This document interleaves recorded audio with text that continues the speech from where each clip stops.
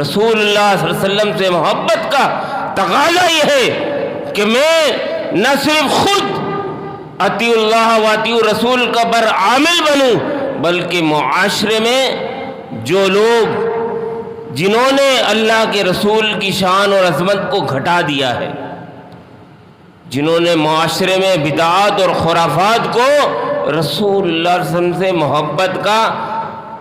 ترنگا اور انداز بنا کے پیش کیا ہے،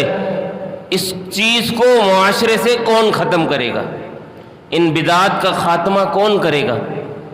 وہ لوگ کریں گے جو صحیح معنوں میں رسول اللہ علیہ وسلم کی محبت کو سمجھتے ہیں اور اس پر عامل ہیں، اور انہیں یہ کام کرنا پڑے گا، آپس میں منظم ہونا پڑے گا، ایک نظم کے تحت آنا پڑے گا۔ آپ کو یہ موقع مرکزی جمعیت اہل حدیث اور اہل حدیث یوتھ فورس فراہم کرتی ہے کہ نوجوان آئیں، اس کا ہر اول دستہ بنے،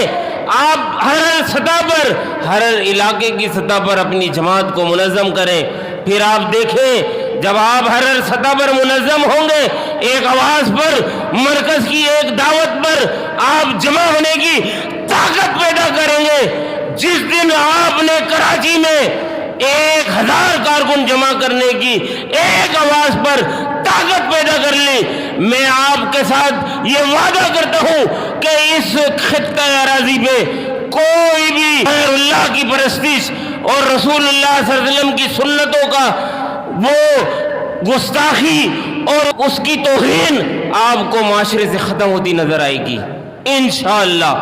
آپ منظم ہوئیں، اپنی قوت کو محسوس کریں، انشاءاللہ اللہ تعالیٰ نے توحید پرستوں کے اندر یہ ایمانی قوت رکھی ہے۔ کفر و شرک کے ایمان